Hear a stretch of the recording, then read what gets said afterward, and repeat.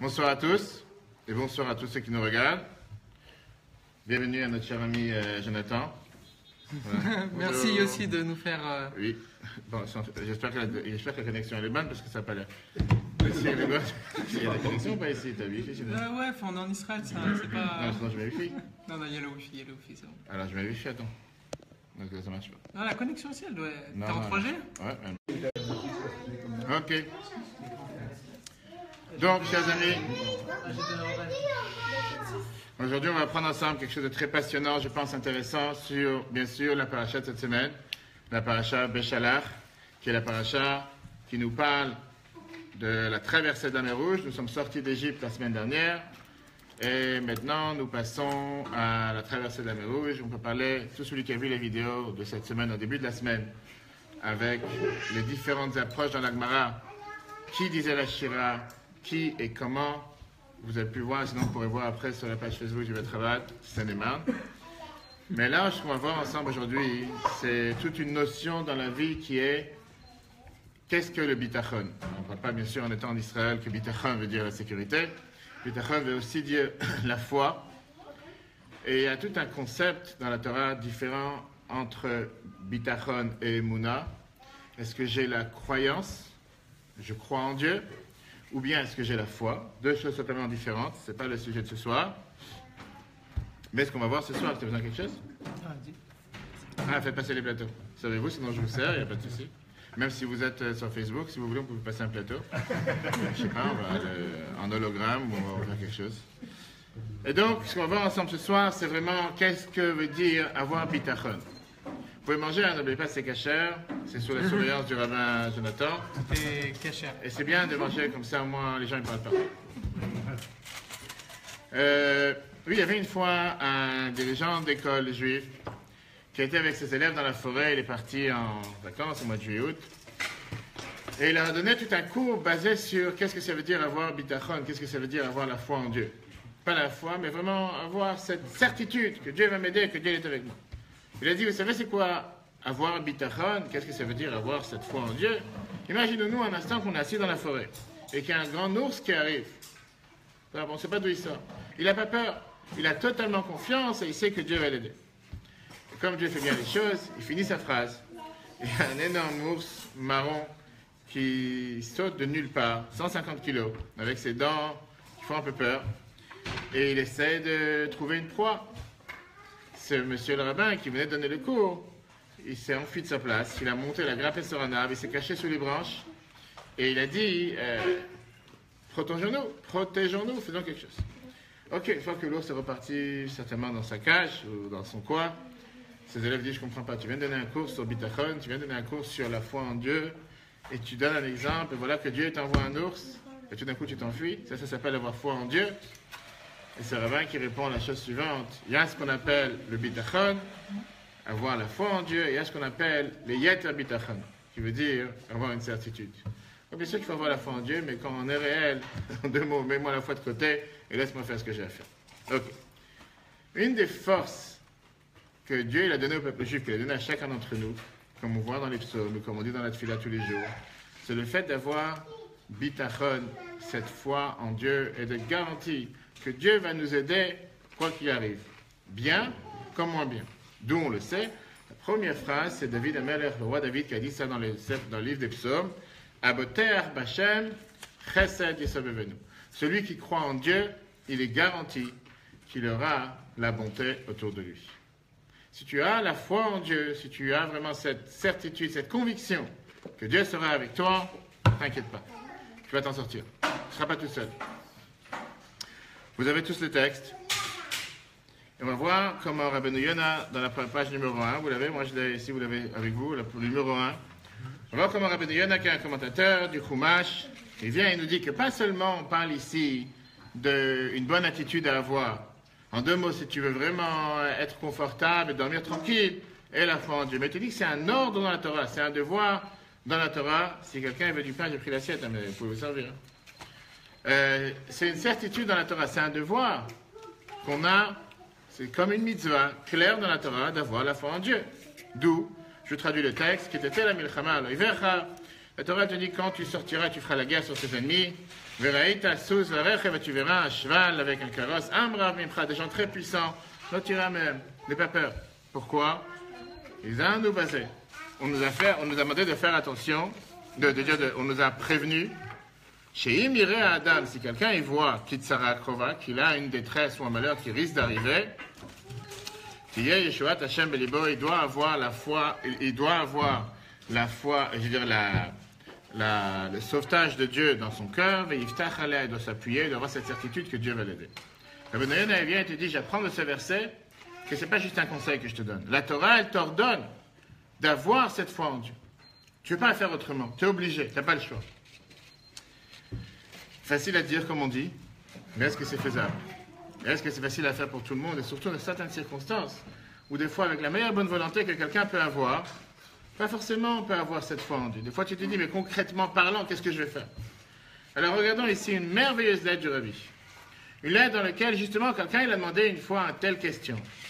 Et c'est une question intéressante que chacun de nous peut se poser, on va la poser ensemble. Et le Rabbi lui a démontré jusqu'à où doit aller cette certitude, jusqu'à où doit aller cette foi. On n'a pas dit qu'il faut sauter du 10e étage et dire Dieu va m'aider parce que je dois aller au minyan. Ça, c'est 100% interdit. Mais jusqu'à où quelqu'un il doit être convaincu que Dieu va m'aider. Cette personne est la chose suivante. Il avait l'habitude, et son travail, c'était d'être un shochet. Shochet, c'est quelqu'un qui abat les animaux pour pouvoir les rendre cachers et manger de la viande cachère. Et malheureusement, on sait très bien qu'il n'y a pas de ferme en centre-ville. Il y a certaines villes où il y a des fermes humaines, mais pas forcément des fermes animaux. Et il devait aller toujours dans un banlieue lointaine, comme en Seine-et-Marne ou comme, je ne sais pas où tu peux trouver ici certainement. Malheureusement, son père est décédé. Et puisque son père est décédé, on sait très bien que dans la première année, on a le devoir de dire le Kaddish. Sauf qu'il a eu un débat. Il s'est dit, pour dire le Kaddish, il faut 10 personnes. Dans l'endroit où il est pour son travail, il n'y a pas 10 personnes, il n'y a pas 10 juifs, donc il ne pourra jamais dire le Kaddish. Et donc, il a demandé à Rabbi la question suivante.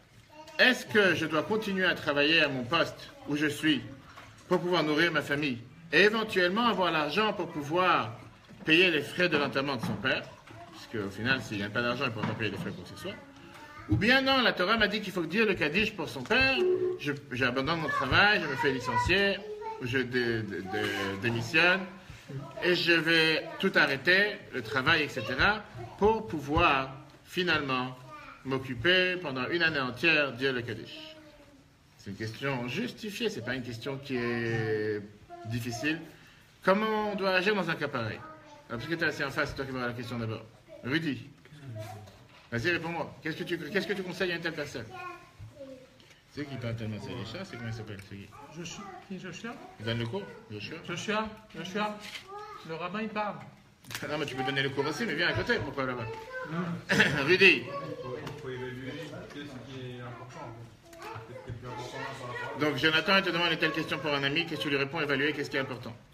Tu penses qu'il est satisfait de la réponse? Non, la question est est-ce qu'il peut toujours avoir une parnassa dans un autre endroit et après pouvoir faire le Kaddish? Est-ce qu'il peut trouver? Pour l'instant, il ne sait pas. Pour l'instant, il a un travail. Pour l'instant, il peut arrêter ce travail. Il ne sait pas encore s'il va avoir un autre travail. Mais voilà, le problème se pose, c'est que maintenant, il doit dire le Kaddish. Il n'y a pas le temps de réfléchir. Il doit décider, je prends une décision maintenant. Qu'est-ce que je fais? Je lâche mon travail et je vais chercher ailleurs jusqu'à ce que je vais trouver, en espérant trouver, parce qu'il doit dire le Kaddish. Ou bien non, je continue mon travail parce qu'il a un devoir de nourrir sa famille, doit dépenser des frais. Et le Kaddish, j'ai oublié un détail important, il a 2 frères qui disent déjà Kaddish pour son père. Donc il dit, bon, eux ils diront, moi ça suffit, moi je ne suis pas obligé de dire, il y a déjà quelqu'un qui dit. La question, c'est de savoir si, en quittant son travail pour justement aller au Kaddish, il ne va pas mettre en danger sa famille, etc. Ben, c'est pour ça qu'il a la question. Il peut très bien arrêter ce travail-là et chercher un autre travail. Oui, mais sans être certain de... Je pas des contraires. C'est pour ça qu'il pose la question. On va demander à Elisha, parce qu'il ah, il est parti, c'est bon. Ah, je pensais qu'il était dans la chambre. Ok, allez-y vous. Avec une part de Emouna, il va pouvoir penser... Une part. Pourquoi pas 2 parts? Vous savez, des gens passaient en dollars. Les gens passaient dans les dollars du dimanche chez le Rabbi, ils avaient l'habitude de demander... Il peut s'amuser dans la chambre. On va l'envoyer dans sa chambre. Ils passaient dans les dollars du dimanche et ils avaient l'habitude de demander au Rabbi, je voudrais avoir une petite bénédiction ou je voudrais avoir un peu de bénédiction. Et à chaque fois, le Rabbi les reprenait sur pourquoi un peu, pourquoi une petite? C'est déjà une grande bénédiction, pourquoi une petite? Alors, une part des mounas, vous avez dit, ça veut dire C'est quelle part que vous voulez qu'il choisisse? Et il change de. Il fait le Kaddish pour son père. Donc il doit dire le Kaddish pour son père, il change de travail. Elle cherche un autre, il va en trouver, et il y a dans un endroit où il pourra dire Kaddish. Donc il quitte, merci, au revoir, il doit dire Kaddish, c'est très bien. Ok, ça c'est ce qu'on appelle les radicaux. Ah, D'accord. D'accord. Ok. Vous, comment c'est madame? Virginie, pardon. Non, je suis non. Il reste. Il reste dans son poste.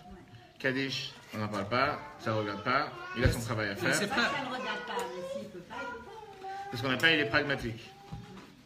D'accord. Non, il fait ce qu'il peut.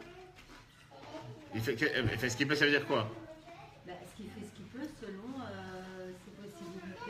Il doit nourrir sa famille, c'est une priorité aussi. Priorité. Donc le bon Dieu met à côté, il doit sa famille. D'accord, c'est une approche. Pourquoi pas? Le bon Dieu à côté. Bah, par rapport à ce point-là. Ah, juste par rapport à ce Faut pas point. défendre sa femme, ça va, j'ai rien fait. J'ai rien fait, j'ai Ça pas. ne veut pas dire qu'il ne croit pas en Dieu. Oui, mais là, voilà, il doit être pragmatique, il a un travail, il doit nourrir sa famille, ben voilà, il n'y a pas à discuter. Il faut être... Qu'est-ce que tu dis, toi?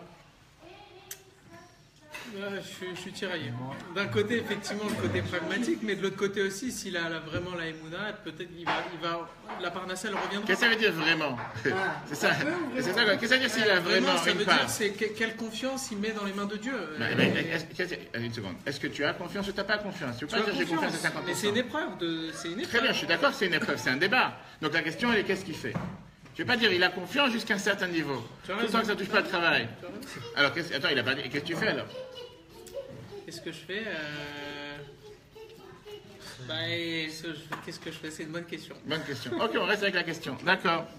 Bah, c'est actuel, hein, de toute façon, c'est le Hein? problème de l'Alia, hein. C'est le même problème. Mais c'est pour ça qu'on parle de ça aujourd'hui. Bah voilà. C'est pas très. C'est la Hakama, quoi. C'est la Parce que, Hakama. ouais, d'un côté, il doit quand même se décider, mais c'est pas, pour lui, c'est pas simple. Et donc, pas simple. D'accord. Monsieur Stéphane. Bah, écoutez, Je dirais pas. je pense que la Emouna, voilà, si on a vraiment la Emouna, on lâche tout. Encore une fois, le mot. On a vraiment. Vraiment, voilà. C'est Non, comme ça. non, mais on a affaire à des gens sérieux. On doit ici. avoir la Emouna, et D'accord. puis lâcher le travail, et puis bon, ma femme a divorce de moi, je lâche tout. Voilà. Et puis, Tout à l'heure, on parlait des radicaux, mais là, on est parti vraiment au bout. Non, Non, j'ai pas amené d'acte de divorce ce soir. Hein, j'ai pas. Bah, garde-le. J'ai rien demandé.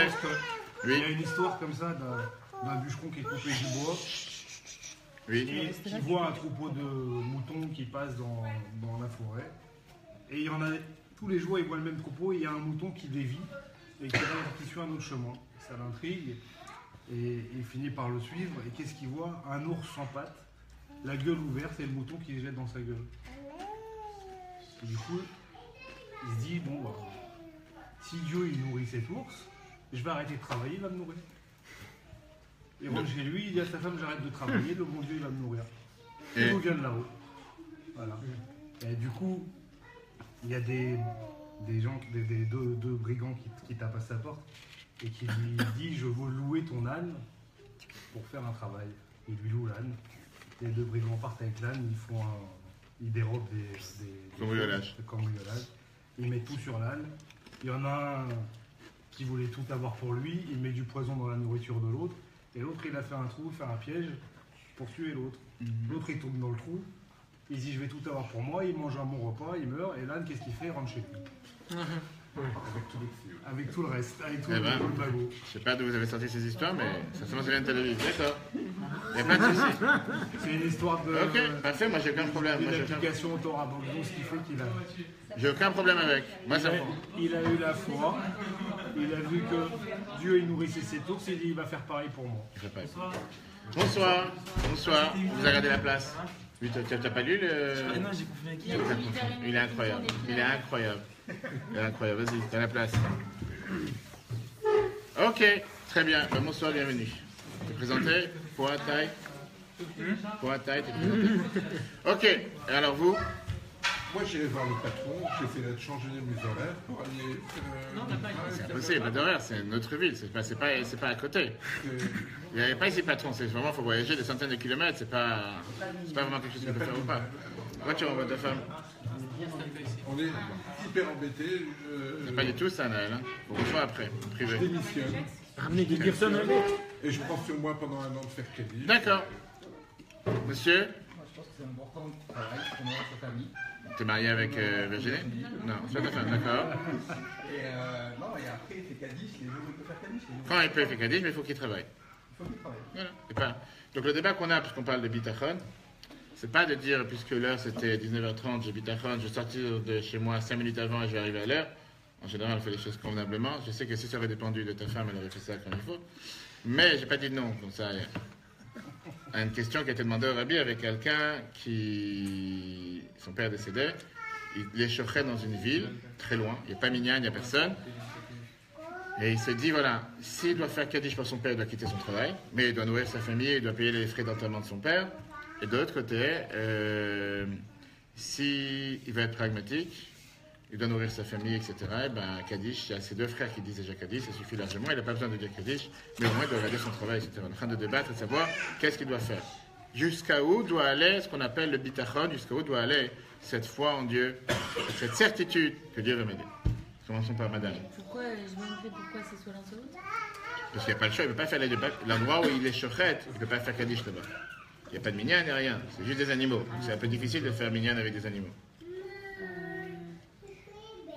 Qu'est-ce qu'il fait? Il quitte son travail, et comme ça il dit Kaddish pour son père, mais il risque de perdre son travail et pas d'argent pour nourrir sa famille et payer l'enterrement. Ou bien, il garde son travail, et plus que ses frères disent déjà Kaddish, ça suffit largement. C'est ce qu'il a demandé au Rabbi comme question. Refoua Shlema pour Eliaou ben Keila. Avec plaisir. Alors? Bah, ils peuvent trouver un autre travail. Attends, que toi tu hésites sur une question pareille, il faut absolument que je dise ton nom. Il peut trouver, mais c'est du jour au lendemain. D'où tu trouves un travail du jour au lendemain? Ça prend du temps. Il garde son travail, il fait Kaddish Shabbat. D'accord. Et la semaine? Et toi? Pas de réponse? Non, mais tu peux faire l'inscription pour quelqu'un fasse Kaddish pour toi. Il n'a pas demandé ça, il a demandé par rapport à lui. Regardons la réponse que le Rabbi a donnée, chers amis. Et toi, t'as pas dit? T'as parlé, toi? D'abord, Aval. Il reste travailler. Donc, c'est pragmatique, il reste travailler.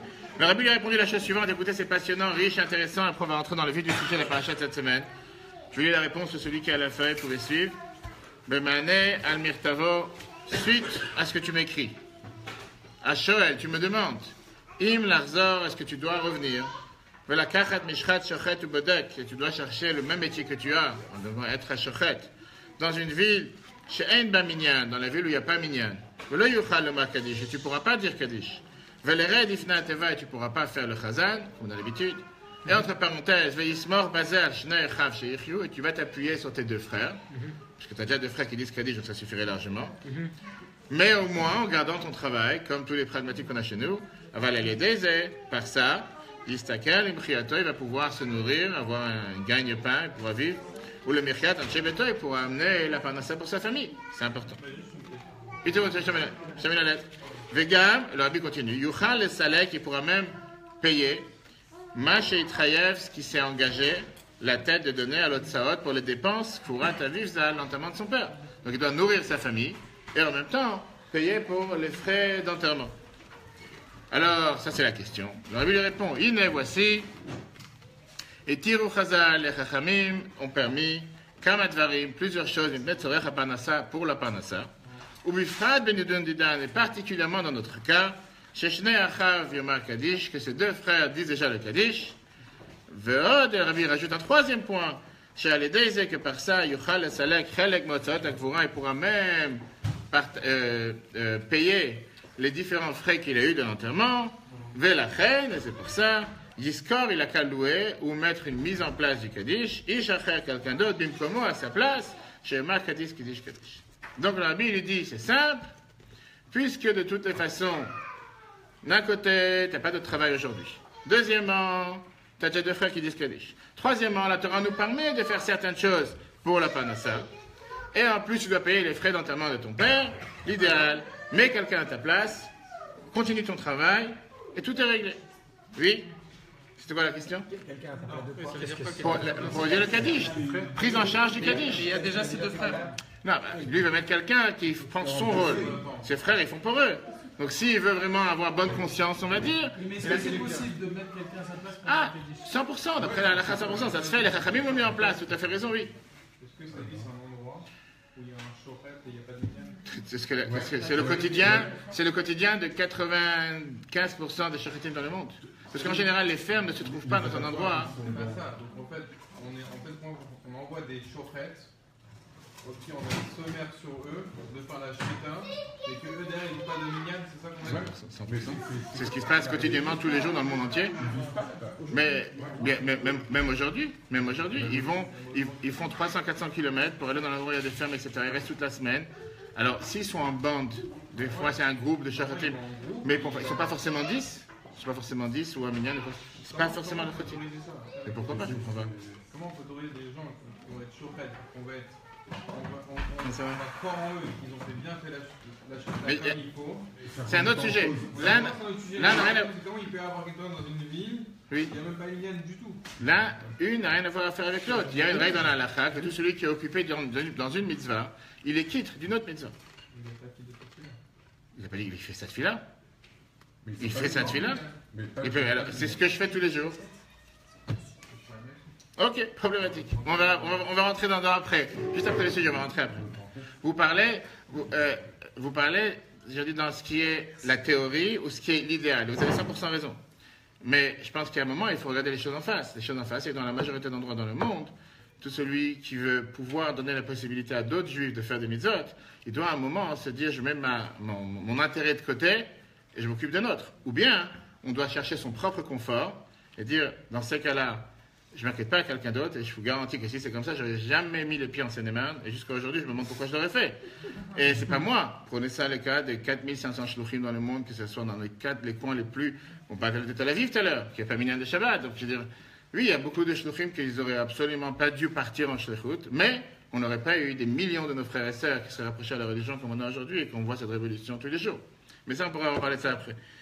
Mais c'est pas fini la lettre que le rabbi lui dit. Ça, c'est la première partie. Le rabbi continue en lui disant, voilà les lignes les plus importantes. Le rabbi lui dit, pourquoi je t'ai donné cette solution pragmatique, simple? Parce que, Eini yodea, je ne connais pas matzavot, ta situation, Beinyan midat habitachon, combien tu es fort dans la foi en Dieu. Avalim chazak ou bazé, mais si tu es vraiment puissant et tu es fort, vraiment, on a dit tout à l'heure, deux vraiment on a eu, ou bitmimout, et tu es sincère dans ta croyance. C'est pas juste que tu as une foi en Dieu, mais tu dis, mais jusqu'à ce que ça me dérange. Dès que ça me dérange, mets-moi la foi de côté. Veichapes, achak, li, les parnassa, tu vas chercher un autre métier. Trois choses. Être fort dans son bitachon, sincère, et cherche activement notre travail. Le rabbi souligne, yitanlo Hashem itbarer, Dieu te donnera parnassato ta parnassa. Bemakom sheyesh minyan, dans un endroit où il y a un minyan, verchoulou, etc. Et tu pourras faire tout ce qui est demandé de toi de faire. C'est ce qu'on appelle une bombe. Au départ, le rabbi lui répond de manière pragmatique. Tu as raison, si on analyse ta question, il n'y a même pas à réfléchir. Tu as un travail, tu dois nourrir ta famille, tu dois payer les dépenses des frais de l'enterrement de ton père. Il n'y a pas d'autre solution. Il ne va pas chercher ailleurs, tu mets quelqu'un d'autre. Et légalement parlant, éthiquement parlant, halachiquement parlant, il a fait les choses correctement. Il est quitte, il peut dormir tranquille, tout va bien. Mais le rabbi lui rajoute cette phrase. Pourquoi je te dis ça? Parce que je ne te connais pas personnellement, je ne sais pas c'est quoi ta situation. Et c'est pour ça qu'on dit qu'en général, un rav, quand il répond à une question à quelqu'un, il doit connaître la personne, c'est pas juste... Mais là, même si on veut dire que le rabbi, qui est la neshama générale et qui connaît le peuple juif, il répondait à des juifs du monde entier sans jamais les voir, le rabbi lui donne une leçon de vie. Si tu es fort dans ta foi, sincère, et tu vas activement chercher, le même bon Dieu qui t'a donné un travail jusqu'à aujourd'hui, le même bon Dieu va te donner un travail demain, en faisant ce que tu dois faire. À toi de décider ce que tu as envie de faire. Ok. Qu'est-ce que ça veut dire cette lettre? Ça veut dire qu'on n'est pas dépendant de notre sort, mais c'est nous qu'on crée le sort dans lequel on se trouve. Le peuple juif ne dépend pas du destin. La fameuse phrase que la Torah répète sans arrêt, Ein mazal Israël. Qu'est-ce que ça veut dire Ein mazal Israël? Pas qu'on n'a pas de mazal, parce qu'on est sans mazal. On n'a pas parce qu'on est au-dessus du mazal. C'est pas qu'on a ici une étoile qui est sur nos têtes et qui décide que telle personne fera telle chose. On crée notre sort, comme on va tout de suite voir. Si tu as vraiment, comme tout le monde a dit tout à l'heure plusieurs, sincèrement confiance en Dieu, Dieu va t'aider. Mais là viennent les deux grandes questions. Quelles sont les deux grandes questions? La première question qu'on a, si la vie est si facile que ça, que j'appuie sur un bouton, foi, je le mets en route, et j'ai la foi, qu'est-ce que j'ai besoin d'aller travailler? J'ai la foi, Dieu va... Bien sûr, il faut faire un geste ou faire quelque chose. Mais est-ce que c'est si facile que ça que quelqu'un qui va visiter un malade à l'hôpital et il dit j'ai la foi en Dieu, je suis sincère et je suis fort dans ma foi et je suis sûr que le seul qui peut aider c'est Dieu, va forcément s'en sortir. Malheureusement, des fois on voit que c'est pas forcément cette chose. Deuxièmement, quelqu'un va aller acheter un ticket de loto ou je sais pas n'importe quel autre jeu monétaire et il va dire je prie à Dieu, j'ai cette foi sincère et je suis fort dans ma foi, tu vas voir, je vais gagner. En plus qu'avec ça, je vais faire des mitzvot et je vais donner la tzaka, va savoir. Est-ce que tout celui qui achète un ticket d'auto, il gagne avec cette foi? Et tout celui qui est accro au sport et qui veut que son team ou bien son équipe gagne, qui ne joue pas Shabbat en Israël, et il est garanti qu'il va gagner, et il dit je crois en Dieu, je suis sincère, ça va marcher. Ça n'a pas forcément marché de cette manière. Numéro 1. Là, il y avait le côté inverse. Qui te dit que tu mérites? Peut-être que la personne réellement, elle a cette foi en Dieu. Peut-être que la personne, elle est convaincue que Dieu va l'aider, etc. Mais qui dit que Dieu veut te répondre? Qui dit que Dieu veut faire exactement ce que toi tu veux? Peut-être que Dieu il a un autre plan pour toi. Toi, peut-être, tu es vraiment sincère. Peut-être que Dieu il décide que non, il y a certaines choses que je ne suis pas d'accord de te donner. On sait très bien en tant que parents et enfants, c'est pas parce qu'on va toujours dire oui à nos enfants que pour ça on montre qu'on les aime. Parfois, parce qu'on les aime, on doit dire non.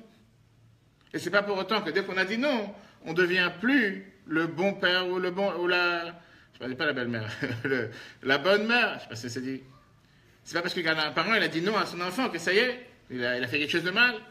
T'as dit ça, elle est partie. Et c'est pour ça qu'elle est partie. Regardons le texte.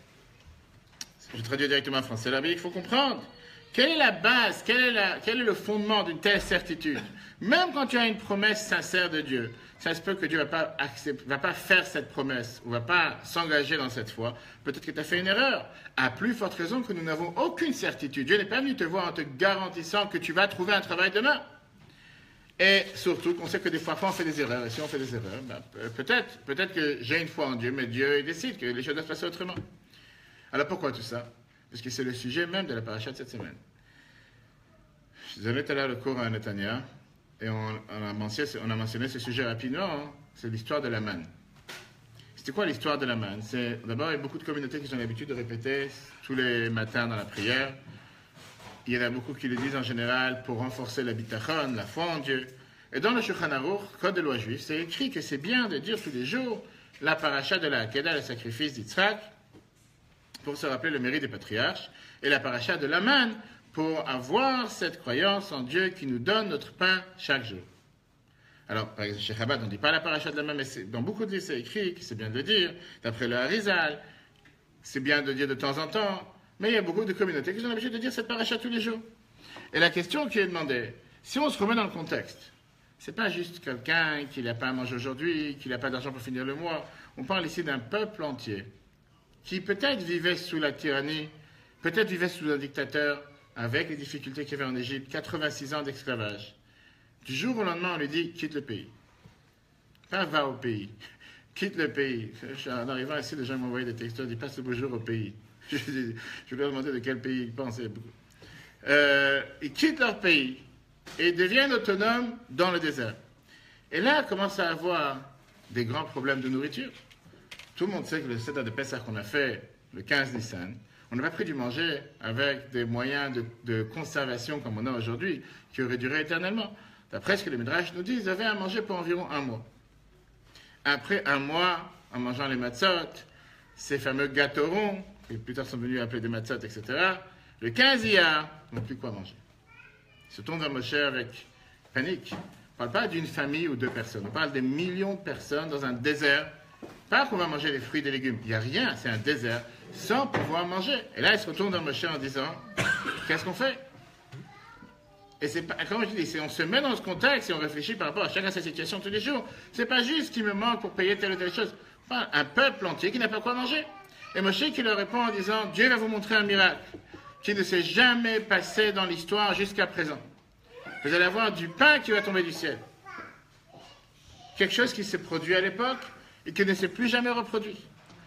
À la place d'aller travailler tous les matins, à la place de recevoir une paye à la fin du mois, ou le 5 ou le 10, et aller acheter à manger, et préparer à manger, comme tout à l'heure, Anaël était en train de travailler toute la journée, hier soir, elle n'a pas dormi la nuit parce qu'elle a préparé à manger. Le manger, il tombe du ciel tous les matins, frais, gratuitement. Qu'est-ce qu'on peut demander de plus? Quelle personne sur terre aujourd'hui n'aurait pas voulu recevoir un tel paradis sur terre? Et ce qui est bizarre, c'est que la manière comment Dieu a décidé de nous donner la manne, il a mis deux conditions qui apparemment mettent ici en doute qu'est-ce qu'il voulait faire avec. Parce que si Dieu il est tellement bon, et si Dieu il est tellement intéressé à nous montrer comme quoi il pense à nous, il nous donne à manger, pourquoi nous mettre des conditions avec?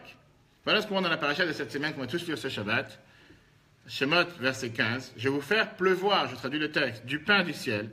Et le peuple va sortir et va ramasser tous les jours. Vendredi, vous allez ramasser double pain. Vient Rashi, commentateur du Chumash, il nous dit, qu'est-ce que ça veut dire, vous devrez ramasser tous les jours? Vous ne pouvez pas ramasser aujourd'hui pour demain. Ce que vous récoltez comme pain aujourd'hui, c'est pour aujourd'hui et pas pour demain. Vendredi, vous recevez double pain. Quels étaient les ordres que Dieu a donnés en donnant la manne? D'un côté, il n'y a pas de frigidaire. Même si vous en avez un, vous n'avez pas le droit d'utiliser. Vous avez à manger, c'est pour aujourd'hui, c'est pour maintenant, c'est pour tout de suite. Pas le droit de mettre dans le placard. Il n'y a pas ici de stockage. On ne va pas faire les courses pour une semaine. Même pas faire les courses. Vous recevez, c'est pour aujourd'hui, ce soir, il n'y a plus un morceau de pain dans la maison, c'est Pessah. Il n'y a pas ici quelque chose pour le lendemain. Deuxièmement, vendredi, vous récoltez 2 portions, une portion pour vendredi, une portion pour Shabbat. On va jouer les jeux. Le lendemain matin, il se réveille et il voit que c'est vrai. Il voit que la manne est tombée du ciel. La manne est tombée du ciel, par terre.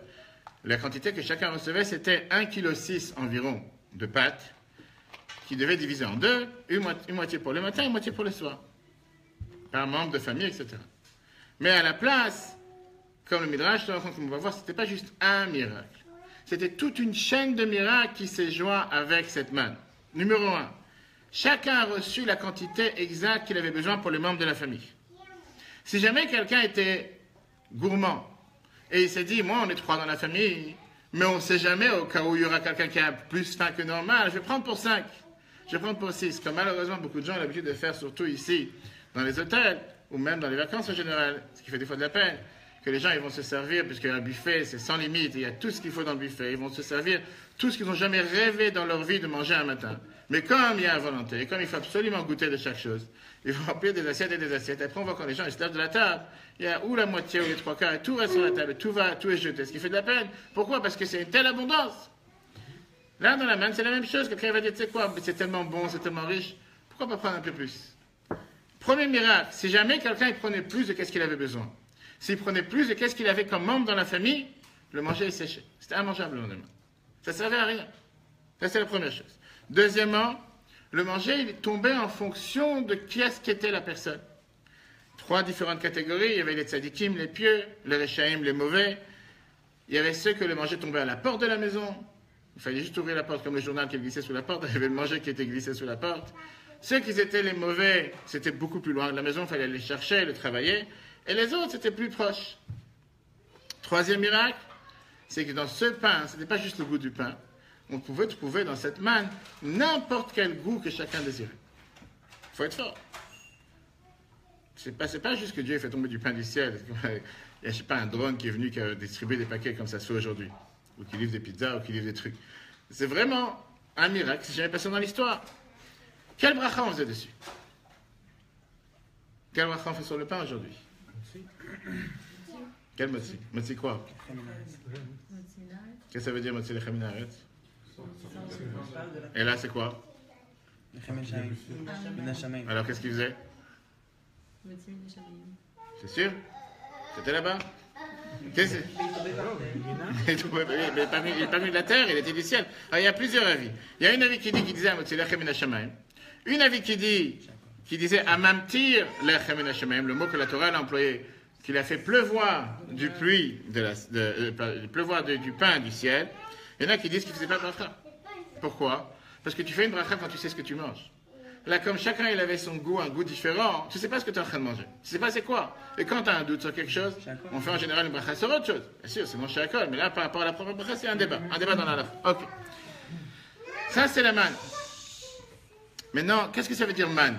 Traduction du mot manne. D'abord, il y a une explication qui veut dire que c'est prêt, comme on voit dans le Tanakh, dans la Bible, etc. Et le Rashbam, il vient et nous dit que c'est plutôt un mot égyptien qui veut dire Maou, qu'est-ce que c'est? Et comme on ne savait pas décrire qu'est-ce que c'était, pour ça on l'a appelé man. Très bien. Mais ça, c'était le miracle. A priori, qu'est-ce qu'on en a à faire aujourd'hui? On est en 2017. Ça, ils l'ont reçu à l'époque, il y a près de 3000 ans. Et pourquoi on le relit ça tous les semaines? Il y en a qui lisent ça tous les jours. Comme je dis, il y a certaines communautés ont l'habitude de lire la paracha de la manne tous les jours. Qui a aujourd'hui un tel miracle de dire qu'il est capable d'appuyer sur un bouton qui reçoit la manne du ciel et qu'en recevant la manne du ciel, il a ce qu'il a besoin, il n'y a pas de frigidaire, il n'y a pas de congélateur, tout est ok, tout va bien, il ne s'inquiète pas pour le lendemain, il a exactement tout ce qu'il a besoin. Qui a un tel miracle dans sa vie quotidienne? Et pourquoi on en parle tellement et pourquoi on en parle chaque semaine? Chaque année. Le dernier point qu'on va lire ce Shabbat dans la paracha, c'est que ce n'était pas juste quelque chose qui s'est passé à l'époque. Il y avait un devoir que Moshe a donné au peuple juif. La Torah nous dit qu'on devait garder une cruche, comme ça était sur la table, avec de la manne à l'intérieur, qui était gardée dans l'arche sainte. Et Rashi nous dit que c'était pour rappeler au peuple juif quotidiennement le fait qu'il y a eu une période dans laquelle Dieu il a fait un miracle et il a nourri son peuple avec cette manne pour se dire que c'est quelque chose de réel aujourd'hui. Et le Tanakh, la Bible nous raconte que le prophète Jérémie, une fois, il y avait une période où le peuple juif était tellement dépendant du gagne-pain de la parnassa, n'avait pas le temps d'apprendre. Il a sorti cette cruche en disant, il y a un Dieu qui vous nourrit.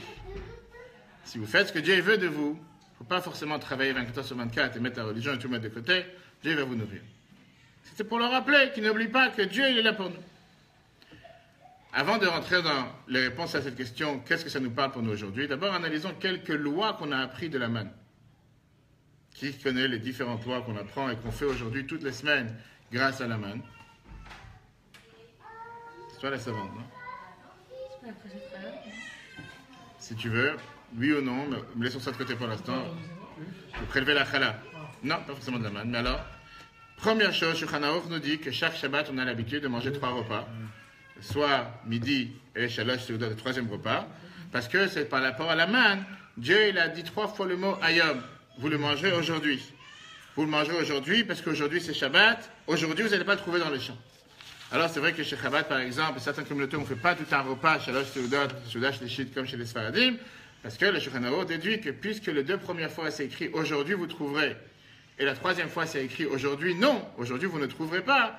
Donc, ça veut dire que ce n'est pas forcément un repas qu'on doit faire, mais quelque chose juste pour marquer le fait qu'on a un 3e repas. Mais peu importe, il y a 3 repas Shabbat, on apprend ça de la manne. C'est 2 pains, je pense, c'est ça? Exactement. Le fait que Shabbat, c'était pour le 2e point, le fait que Shabbat, on a reçu 2 portions, c'est la raison pourquoi une des raisons pourquoi on a 2 pains Shabbat, et le fait que la manne, elle tombait avec une couverture au-dessus et une couverture en dessous, c'est la raison pourquoi sur les pains qu'on a Shabbat sur la table, on a la couverture au-dessus, et en général, la couverture en dessous, si c'est la planche de bois, si c'est la nappe ou quoi que ce soit, pour se rappeler l'idée de la main. Alors, encore une fois, ça c'était le fait quand ils étaient dans le désert pendant 40 ans, c'est comme ça qu'ils ont été nourris. Mais la question, qu'est-ce que ça vient nous apprendre pour nous aujourd'hui dans la vie de tous les jours? Comment on peut mettre ça en application dans notre vie de tous les jours? Si on parle aujourd'hui à n'importe quelle personne, inclus Anaël et Jonathan, n'importe quelle personne sur Terre, quel est le souci le plus grand qu'il a ou qui se fait? On peut dire que 99% des gens vont dire c'est le souci de gagner leur vie convenablement. Même celui qui a quelque chose de quoi manger aujourd'hui, il se soucie qu'est-ce qu'il aura demain. Celui qui a qu'est-ce qu'il aura demain, il se soucie pour ses enfants. Et qu'est-ce qu'ils vont avoir le surlendemain. Et comment ils vont leur acheter un appartement si déjà aujourd'hui ça coûte tellement cher, qu'est-ce que ça va être dans 20 ans. Et on va dire c'est la chose, ce que les gens passent, qui vivent avec, ils sont anxieux, mais sans arrêt, ils ont comment on va vivre demain, même si tout va bien. Mais ils se disent, il faut absolument qu'on ait un plan d'action pour pouvoir mettre de côté, pour pouvoir faire des économies, pour pouvoir acheter telle chose ou telle chose. C'est ce qui est constant dans la vie de chacun d'entre nous. Et ça, c'est le message que la Torah fait passer cette semaine avec la manne. 40 ans dans le désert, c'était une manière d'éduquer le peuple juif à travers toutes les générations, parce qu'on est tous descendus de cette génération, pour leur apprendre 2 mots. Comptez sur moi. Attention, pas faire l'erreur, on va voir après, ça ne veut pas dire de rien faire. Mais la base numéro 1, c'était comptez sur moi, ne vous faites pas de soucis.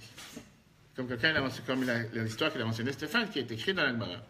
Que si Dieu est capable de nourrir chaque créature sur terre, chaque chat, chaque souris, à plus forte raison qu'il est capable de nourrir chacun de ses enfants, qui sont chers à lui, puisque le peuple juif fait appeler ses propres enfants.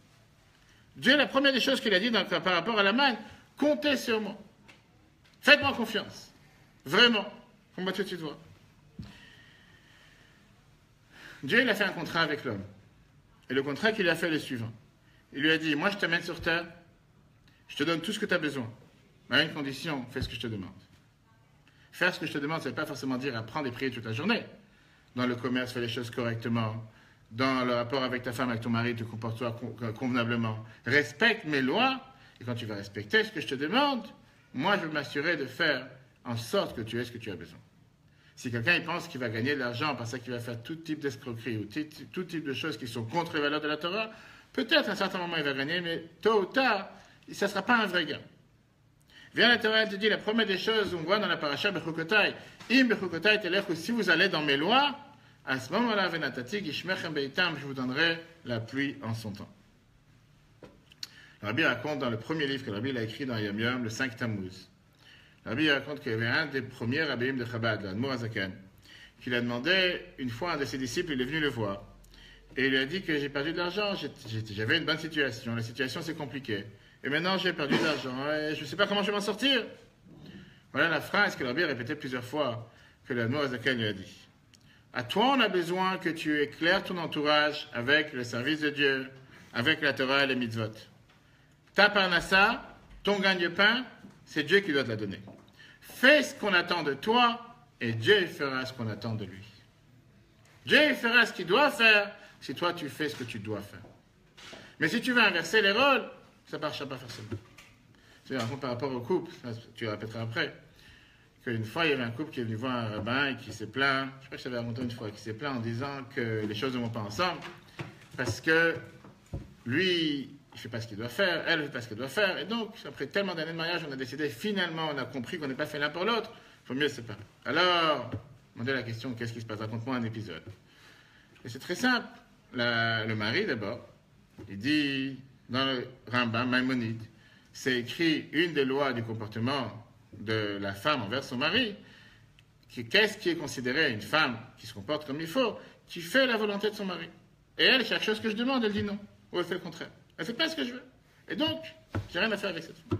Je sais pas, il y a des gens qui se reconnaissent, ok, je n'ai pas dit non.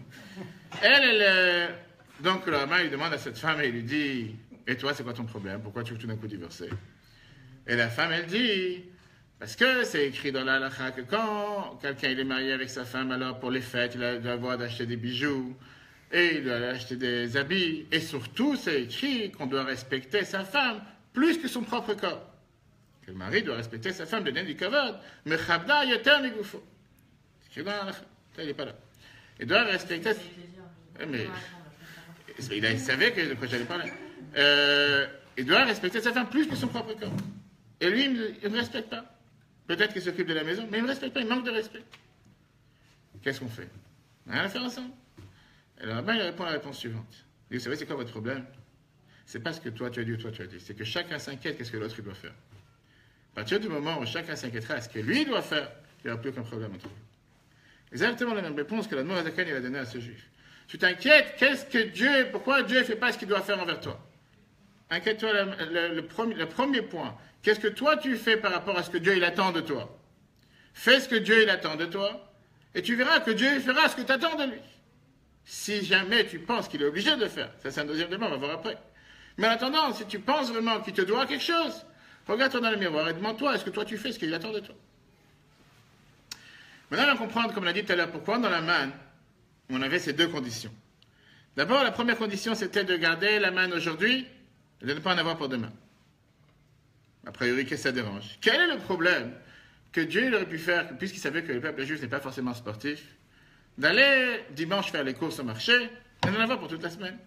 Quelle était l'idée derrière de déranger les gens chaque matin, aller chercher la baguette, comme les bons Français qui sont prêts à faire une demi-heure de queue devant la boulangerie, ou des fois dans le froid, ou dans la pluie, et ils attendent les bras croisés ou pas croisés, personne ne parle avec l'autre, comme des statues, c'est ce que je vois presque tous les jours, et ils attendent finalement de pouvoir être servis une demi-baguette. Parce qu'à 14h ou à midi, il faut chercher la deuxième moitié. C'est important. Ah, tu peux arrêter une fois que quelqu'un dit qu'est-ce que ça te dérange de faire comme un shliach, et de prendre du pain pour un mois, tu mets au congélateur. Mais même pas en rêve. D'abord, la moitié de baguette, c'est pour le matin, la deuxième moitié pour l'après-midi. C'est comme on a l'habitude dans les sacrifices, qu'on faisait dans le temple, d'amener un sacrifice le matin, un sacrifice l'après-midi, donc il faut exactement la même chose. Pourquoi Dieu ne pouvait pas faire la même chose? Pourquoi il ne pouvait pas dire, je vais vous nourrir 40 ans? Mais quelle était l'utilité de faire tous les jours? Tous les jours se déplacer là, même si les tzadikim, il avait la porte de chez eux. Mais rien d'avoir cette tranquillité. J'ai du pain pour la semaine. C'est pas seulement du pain, là, on parlait du manger tout court. Pourquoi avoir cette inquiétude? Tous les soirs, il n'y a plus rien à manger à la maison. Tous les matins, revoir le miracle, imaginez-vous, 40 ans. Tous les matins, j'ouvre la porte, j'ai trouvé à manger. Mais je ne suis pas sûr si j'en aurai demain. Ce soir, il n'y a plus rien à manger. On a dit, si quelqu'un il en prenait en plus pour des membres de famille qui n'avaient pas, parce que peut-être mon frère ou ma soeur ou ma belle-sœur va venir me voir ce soir alors qu'il ne vient jamais me voir. Je vais en prendre un peu en plus, ça ne durait pas. Pour que demain, on recommence à réfléchir. Quelle était l'idée derrière? Pourquoi fatiguer le peuple juif d'une telle manière? Dieu aurait pu très bien montrer qu'il nourrit le peuple juif en leur donnant une fois par mois, une fois par semaine. Ça aurait été beaucoup plus simple. La réponse que Rabbi dit, c'était justement cette idée que Dieu voulait montrer le secret de les habituer à aller dormir avec un frigidaire vide. Qu'il n'y a rien dans la maison, il n'y a pas quoi manger. Si ta faim, tu as un problème. D'abord, avec la main, ils n'avaient pas faim. Un des miracles qu'il y avait avec la main, c'est que ça les rassasiait, qu'ils n'avaient pas... Aujourd'hui, c'était rassasié. Et si tu te poses la question, qu'est-ce que je vais manger demain? Dieu va aider. Tu n'as pas le droit de poser une telle question. Comment on va marier les enfants? Dieu va aider. Comment on va mettre l'argent de côté pour pouvoir leur acheter une maison? Dieu va aider. Encore une fois, on n'est pas en train de dire, il ne faut pas sous-entendre de ça qu'il ne faut rien faire. Ça, c'est la deuxième partie. Là, on parle par rapport à la conception. Pourquoi Dieu l'a cherché de montrer comme quoi chaque jour, il fallait se lever et renouer encore une fois, faire rajeunir, renouveler cette foi en Dieu en se disant, le même Dieu qui m'a nourri hier, le même Dieu va me nourrir aujourd'hui. Et si Dieu va me nourrir demain, j'ai pas besoin de faire du double. C'était quoi la deuxième condition? Pourquoi aller chercher doublement vendredi et pas Shabbat? Là, c'était justement l'inverse. Dieu voulait qu'ils aient cette foi en se disant, je suis garanti que qu'est-ce que j'ai aujourd'hui me suffira pour demain. Pas j'ai cette incertitude de savoir qu'est-ce que je vais manger demain, mais au contraire, je suis garanti que qu'est-ce que j'ai pris aujourd'hui, ça suffira largement et pour aujourd'hui et pour demain. Ça, c'est ce que le Kliaka nous dit, je ne sais pas si vous avez dans la feuille, pour montrer comme quoi ils sont parfaits avec cette attitude de foi en Dieu. De se dire, d'un côté, on est garanti de rien perdre, on n'a pas à craindre, on va être nourri demain, et de l'autre côté, se dire que si on prend aujourd'hui doublement, on aura suffisamment aujourd'hui et demain. Alors maintenant, revenons à la base. Et la base, elle est, quelles sont les limites? Est-ce que c'est quelque chose qui est faisable tous les jours, tout le temps, dans n'importe quelle situation? Ou bien, comme certains ont dit tout à l'heure, certaines situations, on peut jouer avec la foi, avec le bitachon, mais certaines fois, il faut être pragmatique, et il faut se dire, c'est quoi? Mets-moi la foi de côté, faisons quelque chose de concret, parce que juste en ayant la foi, ça ne va pas changer grand-chose. D'où vient cette certitude d'être garanti que si j'ai une telle foi en Dieu, je suis garanti que les choses iront pour le mieux? Je n'ai pas entendu, c'est quoi ta réponse? Qu'est-ce que ça veut dire avoir la foi? Je ne vais pas demander est-ce que tu agis comme ça au quotidien. Te dire je vais arriver à l'heure et tu dis je sors à la dernière minute, je suis sûr que j'arriverai à l'heure et finalement tu arrives à l'heure. C'est pas... Tu as une telle certitude, tu peux être convaincu que c'est comme ça, il n'y a même pas à craindre, tout se passera de la meilleure manière. C'est quoi, c'est un manque de foi ou parce que ton Dieu à la maison, c'est pas un vrai Dieu? Mais c'est la foi, c'est simplement la réponse que j'ai profonde que j'ai, ou c'est la foi que Dieu, ce qu'il fait de toute façon, c'est bon pour moi? Ça c'est très bien, on va tout de suite arriver. Oui, mais est-ce que ça veut dire c'est bon pour vous? C'est chaque fois mon désir qui doit être comblé, alors ok, la foi, c'est voilà, c'est ce que j'ai besoin et selon mon point de vue. Ou est-ce que la foi, c'est vraiment de se dire, Dieu, lui, il sait pour moi. Peut-être il y aura, peut-être il n'y aura pas, mais lui, il sait. Et en tout état de cause, j'ai foi dans ce qu'il fait. C'est très différent. Ou est-ce que je suis dans mon désir et simplement l'attente de ce mon besoin? Et donc, là, vous posez une question ou vous répondez? Non, je pose une question. Ah, d'abord répondons à la première question. Mais vous avez raison. C'est la question qu'on va voir juste après. Qu'est-ce que ça veut dire avoir foi en Dieu? Est-ce que ça veut dire avoir foi? Votre question, c'est la réponse. Est-ce que ça veut dire j'ai une foi que les choses se passeront comme j'ai décidé? Ou j'ai la foi que Dieu fera le meilleur? Peut-être que je ne comprendrai pas aujourd'hui pourquoi c'est mieux pour moi. Mais je suis sûr que ce qu'il fait, c'est le meilleur. Et un jour, je comprendrai. Peut-être un jour, je ne comprendrai pas non plus. Qu'est-ce que ça veut dire avoir foi? Avoir foi en Dieu que tout se passera comme j'ai demandé? Ou bien avoir foi que qu'est-ce que Dieu fait, c'est la meilleure manière? Ah, je ne le vois pas avec mes propres yeux, il faut que je change de lunettes. Mais c'est certainement ce qu'il veut. Et la foi en soi, en fait, il peut pas avoir aussi un manque de foi en se disant, est-ce que moi j'ai été assez à la hauteur pour recevoir sa bénédiction. Ok. Puisque ta femme elle a parlé, vas-y, réponds.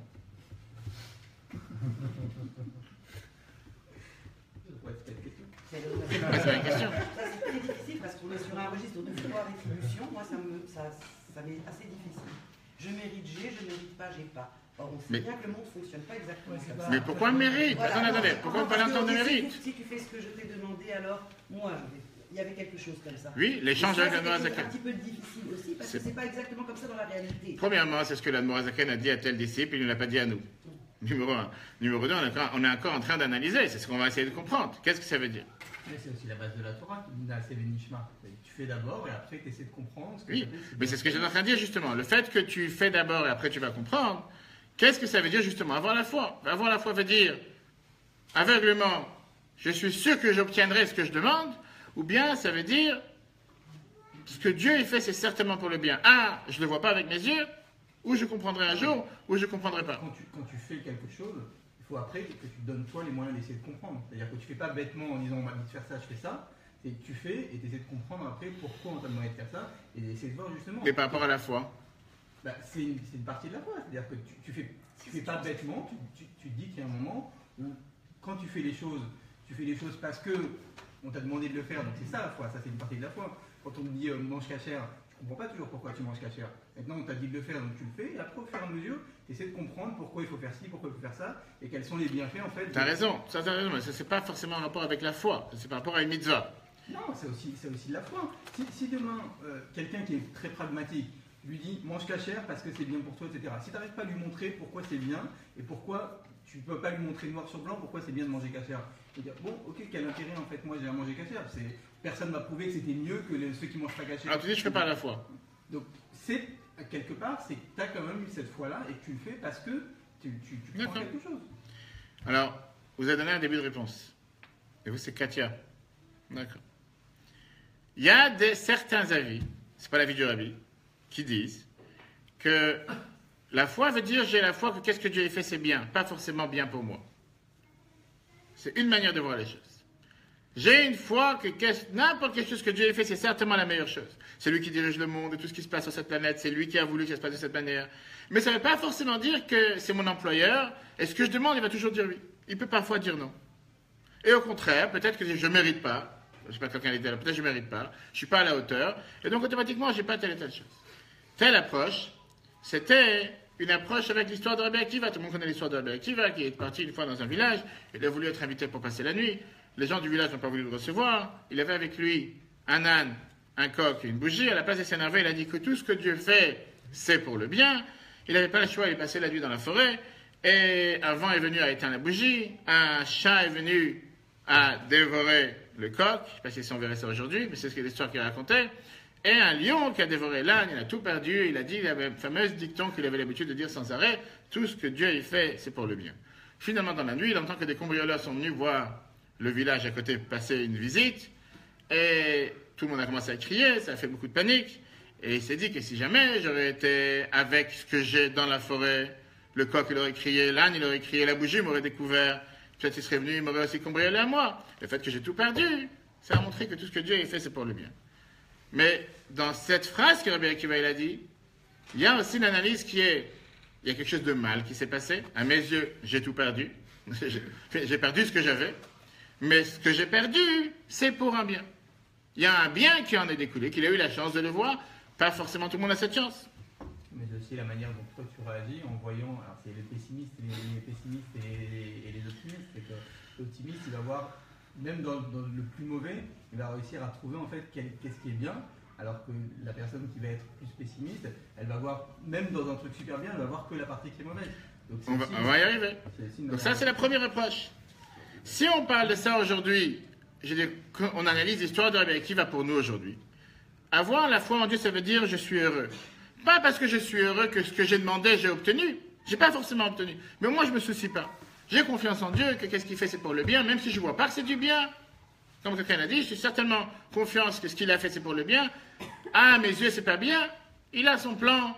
Je peux que suivre son plan. J'ai pas d'autre option. Et donc, j'ai pas besoin de me soucier. C'est comme ça qu'il a décidé, c'est comme ça que ça se passe. Comme j'ai dit tout à l'heure, c'est une approche.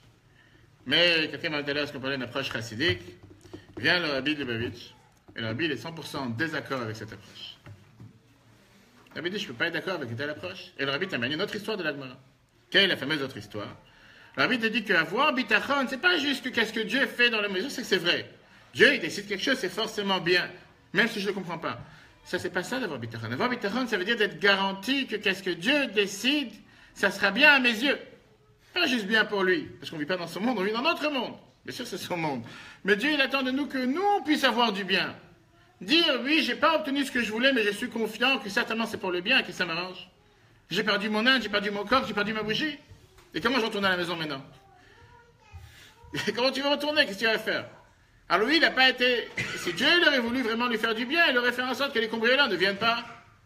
Pas qu'ils viennent, mais que j'ai perdu ma bougie, j'ai tout perdu. Et comme ça, je vais m'en sortir. Non, j'aurais rien dû partir. Et d'ailleurs, c'est l'histoire qui s'est passée avec son maître, qui a dit, quelqu'un a dit, Nahum Ish Gamzu. La Gemara nous raconte. Nahum Ish Gamzu, qui était appelé Nahum, l'homme de ça aussi. Traduction, qu'est-ce que ça veut dire? Lui, il a été envoyé en tant qu'envoyé de la communauté juive pour amener cette fameuse boîte, ce cajot qui a été plein de pierres précieuses et diamants pour donner au roi. Il est parti dormir dans un motel, dans une auberge la nuit. C'est malheureusement pas le meilleur endroit où il fallait passer la nuit. Ils ont tout vidé à la place de tout ce qui était pierres précieuses et diamants. Ils ont mis des cailloux et de la terre. Il voit le matin que c'est un peu beaucoup plus lourd. Qu'est-ce qu'il avait l'habitude de faire? C'était pas...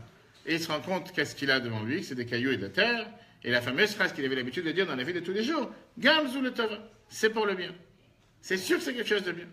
Il arrive devant le roi il l'insulte au départ, tu te moques de moi. C'est quoi cette histoire? La communauté juive m'envoie un cadeau de la pierre et des cailloux et de la terre. Et on dit que l'ange Michael est venu en tant qu'un de ses ministres, un de ses gardes, en lui disant, attendez une seconde, peut-être c'est la même terre que ses ancêtres, à patriarche Abraham, avaient envoyé sur les ennemis, et comme ça il a tué tous les ennemis. Essayons. Ils ont essayé, ça a marché, il a récompensé avec des diamants et de l'or, et là, comme la Torah nous dit, que peut-être que si jamais il aurait amené des diamants et de l'or au roi, là ça aurait été un insulte. Pourquoi? Parce que le roi dit, j'ai des caves et des caves entières de diamants et d'or, qu'est-ce que tu dois donner encore un diamant? Pour moi c'est pas un cadeau. Alors que ça, c'est quelque chose que je n'avais pas. Mais son attitude dans la vie, c'était quoi? Ce que Dieu il fait, c'est forcément pour le bien. Pas comme Rabbi Akiva, qui était déjà la deuxième approche. Il y a eu un mal, mais ce mal est devenu bien. L'approche de Nahum Ish Gamzu, c'était il n'y a pas de mal. La terre, c'est magnifique, c'est le plus grand diamant. Imaginons-nous qu'il amenait à sa femme tous les jours de la terre et des pierres et des cailloux. Et peut-être qu'elle acceptait. C'est ce qui nous arrive souvent, c'est-à-dire qu'on a des épreuves dans la vie et des choses négatives qui arrivent, et on les prend comme telles en pensant que c'est négatif, et en fait, c'est cette chose qui va nous permettre d'obtenir ce qu'on veut après et la chose positive derrière. Mais justement, comment on fait pour obtenir? Comment on fait pour être avec une telle certitude? Comment on fait pour arriver au niveau de Nahum Ish Gamzu? Et là est la clé, la réponse à toutes ces questions qu'on a vues sur la manne, etc. Qu'est-ce que ça veut dire avoir la foi en Dieu? C'est pas un jeu de mots. C'est pas juste j'ai la foi quand ça m'arrange, j'ai la foi quand je pense que les choses vont s'arranger. La foi en Dieu, ça veut dire que je me lève des lois naturelles. Je ne me limite pas à ce qui peut se passer dans le monde. Et je me dis que même si des docteurs sont venus et ils ont dit clairement que cette personne va vivre 2 semaines, et que dans 2 semaines, il n'y a pas aucun moyen sur Terre qui peut s'en sortir, je suis sûr qu'il y a un Dieu sur Terre. Je suis convaincu qu'il va faire en sorte qu'il va s'en sortir en priant, en cherchant un nouveau docteur, en cherchant de nouveaux médicaments. Parce qu'il faut toujours agir matériellement aussi, mais j'ai cette foi avec une certitude que ça va s'arranger et les choses vont s'arranger. La fameuse histoire qu'il racontait avec ceux qui sont venus voir le Rabbi, il y en a qui racontent sur des autres maîtres, 2 femmes qui étaient stériles, qui n'avaient pas d'enfants, et que le Rabbi leur a donné la même réponse à eux deux, que si Dieu veut prochainement, ils auront un enfant dans 9 mois. Une après 9 mois, il y a un enfant. L'autre après 9 mois, n'a pas eu un enfant. Ils sont repartis voir en disant, mais comment est-ce possible? On a tous reçu les mêmes bénédictions au même moment. Pourquoi un a été béni, l'autre n'a pas été béni? La réponse était que celle qui a été bénie en sortant de la bénédiction qu'elle a reçue du Rabbi, elle est partie acheter une poussette, elle est partie acheter un lit, elle est partie tout préparer en disant, ça y est, je suis enceinte, l'enfant il est déjà dans mon ventre, dans 9 mois il accouche. Et l'autre qui s'est dit, ouais, encore une bénédiction de plus. Et la finale, c'est que 9 mois plus tard, l'autre elle a été bénie, et l'autre elle attendait encore. Des histoires comme ça, il y en a sans fin. Et là, il vient la phrase que le Tzemar Tzedek avait toujours l'habitude de dire, pense bien et tout ira bien. Qui est un slogan de beaucoup de personnes, mais beaucoup de gens ont un slogan sur leur Facebook ou sur leur WhatsApp ou sur leur portable.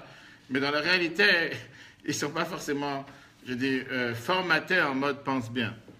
C'est bien pour mettre en tant que slogan, mais dans la réalité, qu'est-ce que ça veut dire cette phrase? Pense bien, tout ira bien. Mais des fois, les radars, ils ne regardent pas du bon côté. Qu'est-ce que ça veut dire pense bien et tout ira bien? Le fait que tu penses bien, tu agis sur ton sort qui va devenir bien. Le fait d'être positif, ça fait que les choses deviendront positives. D'où on le sait. On a vu il y a quelques semaines, en Shemot, quand la Torah nous raconte que Moshe il a tué ce fameux Égyptien parce qu'il était en train de frapper un Juif. Et le lendemain, il a vu un Juif se faire frapper par un autre et il a dit « Pourquoi tu tapes ton frère ?» Et l'autre qui lui a répondu « Tu veux me tuer comme tu as tué l'Égyptien hier ?» Et la Torah nous dit comme quoi Moshe il a eu peur, il a dit « Je pensais qu'il n'y avait personne. » Et certainement que les choses ils sont au courant, Moshe il a eu peur et il s'est enfui. Et après la Torah nous dit comme quoi Pharaon il a voulu le tuer, etc. Et le Rabbi nous fait réaliser pourquoi la Torah elle rajoute tout ce verset en plus pour nous dire que Moshe il a eu peur et il s'est dit les gens ils sont au courant. Et après on dit que Pharaon a voulu tuer Moïse et pour ça il a dû s'enfuir. Le fait qu'il a eu peur, ça a fait en sorte que Pharaon a voulu le tuer. Si jamais Moïse n'aurait pas eu peur, il aurait été convaincu, puisque la Torah ne parle pas du mal de qui que ce soit, pourquoi elle parlerait du mal de Moïse? Si la Torah est en train de dire une telle phrase par rapport à Moïse pour nous donner la leçon, que si si Moïse aurait été convaincu que ce qu'il a fait c'était la volonté de Dieu, et il n'a pas à avoir peur, il n'aurait pas seulement pas eu le besoin de s'enfuir, Pharaon n'aurait jamais voulu le tuer. Ça, c'est la réponse à la question qu'on a demandé tout à l'heure. Pourquoi une telle condition avec le man? Pas plus chaque jour, il n'y a pas de congélateur, il n'y a pas de frigidaire. Vendredi, prendre deux parts. Nous habituer, pourquoi il y en a qui le répètent ça tous les jours? Pourquoi il y en a qui répètent cette paracha tous les jours? On a le devoir, on vit avec ça tous les ans. Pour nous dire, comme quoi, pas j'ai cette certitude jusqu'à ce qu'on parle dans le réel. Dans le réel, j'ai pas cette certitude. Vous savez, certaines personnes qui disent, j'ai tellement confiance que ma chère, il arrive, et je suis convaincu que ma chère, il arrive, je crois tous les jours que ma chère, il arrive, je prie tous les jours pour que ma chère, il arrive, je dis Anim Amin, certains disant la prière. Alors une fois quelqu'un lui dit, tu es connu comme quelqu'un qui a tellement confiance en Dieu, et tu as une telle foi dans l'avenir de ma chère, je demande, j'ai besoin d'un service, prête-moi 50 000 shekels, je te le rends, dès que ma chère, il arrive. Tu pries tous les jours. Tu pries que ma chère arrive aujourd'hui. Je te rends aujourd'hui. Tu crois à ça? Et la personne ne dit même pas en rêve. Il dit que c'est même pas en rêve. Tu n'arrêtes pas de dire, tu pries tous les jours, on te connaît comme quelqu'un qui crie et qui dit, ma chère, il arrive, ma chère, il est présent. Où est ta foi, ma chère? Et il a répondu, la foi, c'est une chose, business, c'est autre chose. Ça, c'est le problème. Tu as des gens qui sont tellement convaincus que tout va bien, et que Dieu est là, et que Dieu va m'aider. C'est des belles paroles. Et c'est justement, je t'ai raconté ça, je ne sais pas si c'était hier ou avant-hier, le Shabbat, j'ai raconté ça à plusieurs personnes, une fameuse réponse. Que quelqu'un, il écrit au rabbi en disant qu'il a des situations difficiles et qu'il a une santé difficile et qu'il ne sait pas comment s'en sortir. Le rabbi lui répond quoi faire. Et à la fin, le rabbi lui rajoute avec sa main, il écrit quelques mots en disant « C'est bizarre, on n'arrête pas d'apprendre et apprendre au sujet d'avoir la foi en Dieu. Et quand ça arrive, le concret, on oublie ce qu'on a appris. Du matin jusqu'au soir, tu es en train d'apprendre qu'il faut avoir la foi, etc. Et concrètement, il y a un problème. Même si c'est un problème sincère, tout d'un coup, il n'y a plus de foi en Dieu. » Avant de raconter une histoire merveilleuse, la Torah nous termine, le rabbi termine que dans la manne, il y avait ici trois options. Trois leçons. Leçon numéro 1, c'était apprendre à servir Dieu avec la richesse. Comme on l'a dit tout à l'heure, ils étaient le paradis sur terre. Il n'y avait vraiment rien, aucun souci. Ils avaient tous les goûts sur terre. La Torah vient te dire que quand tu as une bonne situation dans la vie, et apparemment tu penses que tu n'as plus besoin de servir Dieu ou d'avoir une foi en Dieu, n'oublie pas qu'il y a un Dieu qui gère le monde aussi. Et si jamais quelqu'un va venir et dire dans le ciel à 120 ans, j'étais tellement riche et j'avais tellement de biens, je ne pouvais pas me consacrer à l'étude de la Torah ou faire les mitzvot, on va lui dire, est-ce que tu étais plus riche que Rabbi Eliezer ben Chassa? Et la Gemara nous dit que Rabbi Eliezer avait reçu de son père en cadeau 1000 forêts, 1000 bateaux dans la mer, et avec ça, il avait le temps d'apprendre la Torah tous les jours. Deuxième épreuve qu'on apprend de la main, servir Dieu avec la pauvreté. Qu'est-ce que ça veut dire? Des fois, quelqu'un, il a des difficultés. Qu'est-ce que ça veut dire la pauvreté? Le fait de ne pas savoir ce que tu manges. C'est comme être aveugle, tu ne vois pas ce que tu manges. Tu ne ressens pas le goût de ce que tu manges. Néanmoins, se dire que ce n'est pas parce que tu ne sais pas ce que tu manges, tu ne sais pas qu'est-ce que tu t'attends, de ne pas servir Dieu. Et si tu vas dire, j'étais tellement préoccupé à chercher à manger parce que j'étais pauvre, je n'avais pas de moyens, il fallait que je travaille très très dur, la Chachamim nous dit, on va lui répondre, est-ce que tu étais plus pauvre que Hillel Azaken? Hillel, le vieux, le sage, il gagnait tous les jours un demi-dinar. Néanmoins, quand il gagnait cet argent, c'était pour payer le gardien qui était à la porte de la synagogue pour qu'il puisse rentrer et pour pouvoir apprendre. Et quand une fois il n'avait pas eu cet argent, il est monté sur la Velux, sur la fenêtre qu'il y avait sur le toit pour pouvoir entendre la Torah. Alors si lui il a pu le faire, c'est sûr que toi tu peux le faire. Et troisième exemple, troisième enseignement, c'est de fait avoir ce bitachon. Le fait d'être garanti, d'être convaincu que si Dieu m'a donné ce que j'ai besoin aujourd'hui, je suis convaincu qu'il me donnera ce que j'ai besoin demain. Mais il faut l'être. Pas juste dire à la fois c'est une chose, le business c'est autre chose. Je termine avec une très belle histoire. C'est passé avec un Français. C'est une histoire avec un juif qui s'appelle Yehuda Ben Soussan. Et il a eu une bracha du Rabbi après de nombreuses années sans enfant. Après 10 ans de mariage, il a eu une fille. Merveilleusement heureux, c'est pas facile. C'est une situation que Dieu nous en préserve quand quelqu'un connaît une telle situation. Et finalement, qu'il a été venu avec cet enfant, c'était la plus grande joie sur terre. Mais après 10 ans que sa fille était sur terre, malheureusement, elle a commencé à se plaindre avec des maux de tête. Et ils ont commencé à faire différents examens. Et ils ont découvert qu'elle a une tumeur dans la tête. Le seul moyen de pouvoir s'en sortir à l'époque, c'était d'aller à Boston et là-bas de faire une opération lourde pour enlever la tumeur qui avait dans la tête. Quand les docteurs sont arrivés là-bas, quand les parents sont arrivés avec l'enfant là-bas, les docteurs ils ont dit aux parents la chose suivante. Il y a deux options. Ou faire une opération et on ne peut pas garantir qu'elle va se réveiller de l'opération. Ou bien rester avec la tumeur, mais elle risque de mourir dans 6 mois. Un test de foi. Qu'est-ce qu'on fait? Le père, il a décidé d'aller à New York voir le rabbi. Il est rentré en audience privée chez le rabbi, il a commencé à pleurer. Il ne pouvait même pas commencer à décrire la situation de sa fille, il ne savait pas quoi faire. Le rabbi le regarde, le rabbi lui dit, maintenant on vient de rentrer dans le mois de Hadar. Et la Torah nous dit que Mishenichnas Hadar, Marbim Besimcha. Dès qu'on rentre dans le mois de Hadar, il faut être joyeux. Et toi, tu es venu ici faire le contraire. Qui t'a permis de faire entrer de la tristesse dans mon bureau? Imaginez-vous le contexte. Quelqu'un qui ne sait pas si sa fille va vivre encore 6 mois. Et pour lui, il se dit, il aurait bien en train de rigoler. Alors, il pensait que c'était vraiment une blague. Il pensait que c'était un humoriste devant lui. Et il a commencé à crier, « Mais Rabbi, c'est la vie de ma fille. Je ne suis pas venu m'amuser ici. » Il était dans tous ses états. Et le Rabbi qui lui répond très dur en lui disant, « Et c'est comme ça que tu vas sauver ta fille en faisant rentrer de la tristesse dans mon bureau le mois de Hadar ?» Il y en a qui diraient ça en langage de sourd. Mais c'est ce que le Rabbi lui a dit. Le père il répond au Rabbi en disant, « Je suis prêt et j'ai envie d'être joyeux.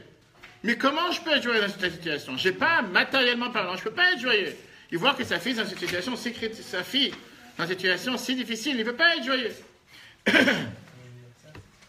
Le Rabbi lui répond la chose suivante. Hadar, c'est un mois de joie.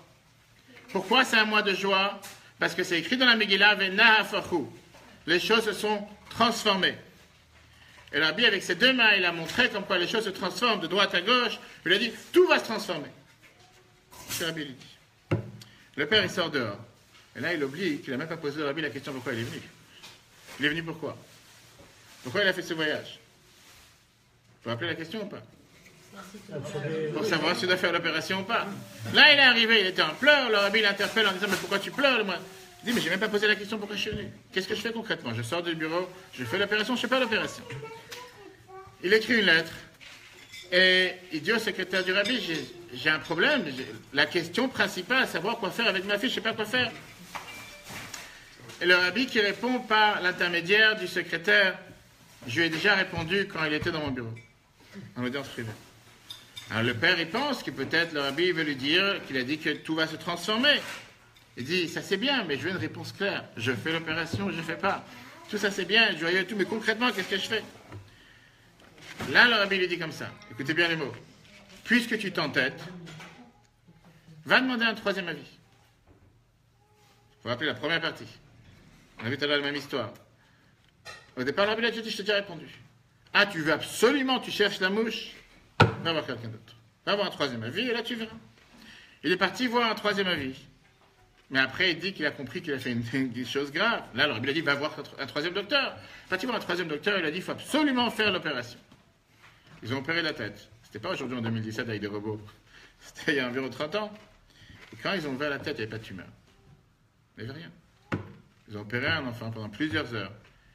Un enfant de 10 ans qui se plaignait de ma tête, elle n'avait absolument rien. Mais le malheur était qu'à cause d'une telle opération qui n'était pas du tout faite pour faire une telle opération, la fille, elle a perdu la voix, elle ne peut plus parler. Dégâts qu'elle a causé à sa fille. Ça, c'était le mois d'Adar. D'accord? J'ai pas suivi. Le rabbi, il avait dit pas opérer, non? Il n'a rien dit. Au départ, il a dit que tout va se transformer, qu'il faut être joyeux et que tout va se transformer. Lui, il s'est entêté pour savoir, mais je vais savoir quoi faire. Il avait dit, je t'ai déjà répondu. Mais il dit, mais concrètement, qu'est-ce que je fais? Il dit, ah, tu t'entêtes? Hein? Vends-moi un troisième avis. Quand tu demandes un troisième avis, le docteur, il a dit, fais l'opération, il a fait l'opération, ils n'ont rien trouvé, mais la fille, elle a arrêté de parler. Alors, pour le... On n'a pas fini?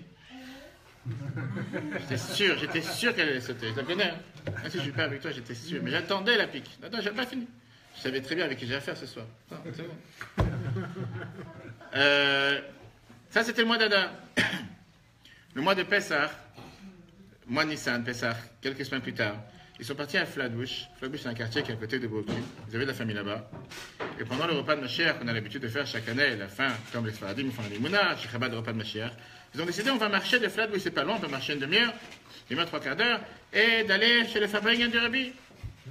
Le Rabbi est en train de parler, avec des milliers de personnes. Là, il voulait se rapprocher du Rabbi, mais avant qu'il pense s'approcher, le Rabbi lui fait l'appel de monter en avant sur la table, celui qui connaît, s'il a vu des vidéos, etc. Et le Rabbi lui donne 2 morceaux de matzah, c'est le dernier repas de Pessah.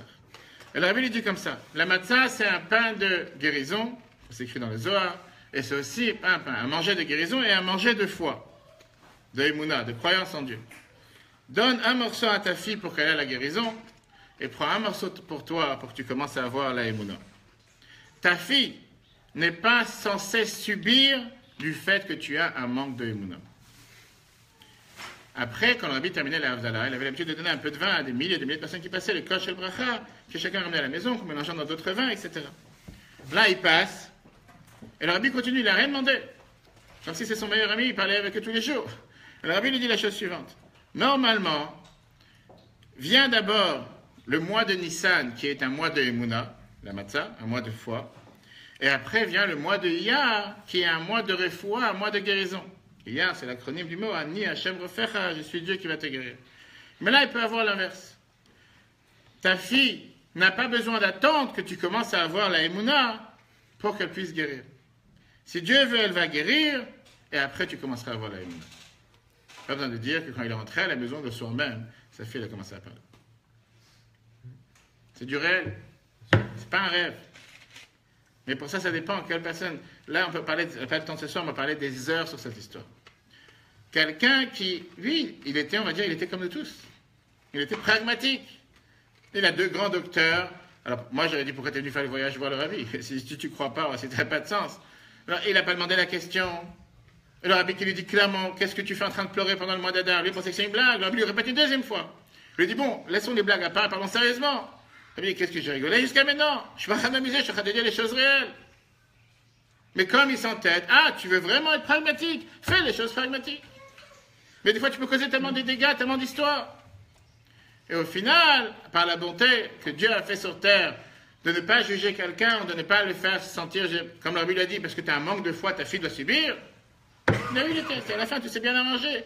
Mais je vous garantis que je suis sûr que cette personne jusqu'à aujourd'hui ne va pas tester Dieu 2e fois. Mais la foi, est-ce que ça pouvait pas être de dire, j'ai foi, est-ce que l'opération va réussir? Mais encore une fois, le Rabbi, elle a peut-être 100% raison, mais le Rabbi savait très bien pourquoi il est venu.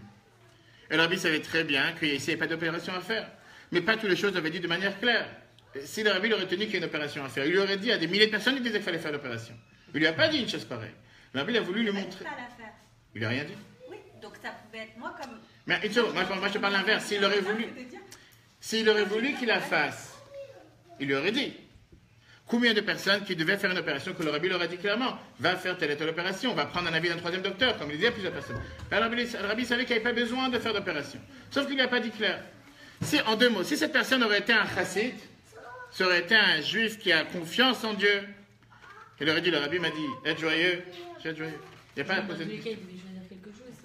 Mais encore une fois, tu vois bien que quand il a demandé, quand il est sorti du bureau, il a demandé au secrétaire, mais je n'ai pas demandé ce que je vais demander, est-ce que je fais l'opération ou pas, si vous pouvez rentrer cette tête au Rabbi, parce que j'ai oublié ma question. Et le Rabbi qui lui répond, je t'ai déjà répondu. On ne parle pas un langage de sourd, le Rabbi lui a dit, je t'ai répondu. Lui dit, mais je n'ai pas posé ma question. Le Rabbi dit, je t'ai répondu à ta question. Encore une fois, si on veut parler terre à terre, il aurait pu dire, oui, mais je ne vous ai pas demandé la question. Alors, si tu ne crois pas dans la force qu'un Rabbi il a, en tant que Neshama général, qui est en contact avec les neshamot du monde entier et qui sait quelle est la meilleure chose à faire pour ta fille, viens pas le voir. Mais si tu viens le voir, tu dois avoir le minimum de décence de se dire, ben, si je lui ai demandé, et il m'a dit qu'il m'a déjà répondu, merci, je fonce. Il n'y a pas d'opération à faire. Parce que s'il y aurait eu une opération à faire, il me l'aurait dit clairement, ou bien il m'aurait dit depuis le départ, va chercher un autre avis, il ne m'a pas dit. Voilà, chers amis. Qu'est-ce que ça veut dire la manne? Qu'est-ce que ça veut dire avoir bitachon? Et je ne cache pas, Jennifer, avec toute mon amitié et tout mes respects, c'est pas quelque chose de facile à faire. C'est un travail sur soi, c'est quelque chose qui, lui, parfois, le confronter à de telles difficultés qu'on se dit, mais mets la foi de côté, parle pas de ma chère, parlons business, parlons réel. Mais c'est un travail sur soi, à se convaincre, à être convaincu que les choses vont se passer comme ça. Et c'est un travail quotidien, parce qu'on est on est confronté devant la réalité, mais c'est une réalité que Dieu met sur terre. On a un devoir à chaque fois de se dire, même si la réalité devant mes yeux n'est pas comme je pense, il y a un Dieu sur terre. Juste parler d'Israël. 70 ans que c'est le pays le plus détesté au monde. 70 ans que le monde entier cherche à détruire. Malheureusement, parfois, nous aussi, nous sommes fautifs, avec des juifs qui cherchent à béder. Bref, on peut parler des heures dessus. Et malgré tout, Dieu monte jour après jour, comme quoi il protège la terre du début jusqu'à la fin, malgré tout ce qu'on peut s'imaginer. Si on aurait dû être pragmatique, depuis le départ, on aurait été à Ouganda pour créer Israël. On n'aurait pas été dans ce territoire. En fait, dans nos générations, c'est 10 fois plus dur que ça ne l'était avant. Pourquoi plus dur? Parce qu'avant, ils faisaient... La immunage, c'est l'impression que ça me donne. C'est-à-dire quand on est rentré dans un monde de rationalité, où on s'est soumis aux lois de la nature. Et donc, on a c'est le cours d'hier soir. Voilà. Oui. Et en fait, à l'époque, avant qu'il n'ait la main mise sur les lois de la nature, la confiance en Dieu, elle était quelque chose d'un peu plus spontané. Alors que là, on est très rationnel, on est très toute la rationalité. Alors on se dit, c'est les lois de la nature. Même si vous êtes anti-Facebook, oui. Le cours que j'ai donné hier soir à Nana répond à votre question. Je vais répondre en un mot. Les 4 groupes qui étaient dans le désert, devant la mer Rouge, un il a dit on va se suicider, un il a dit on va prier, un il a dit on va retourner.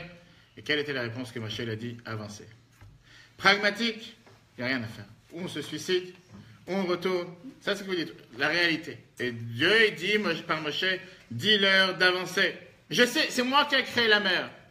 Et le même moi, je peux faire que cette mer disparaisse. Je sais très bien qu'il y a une mer.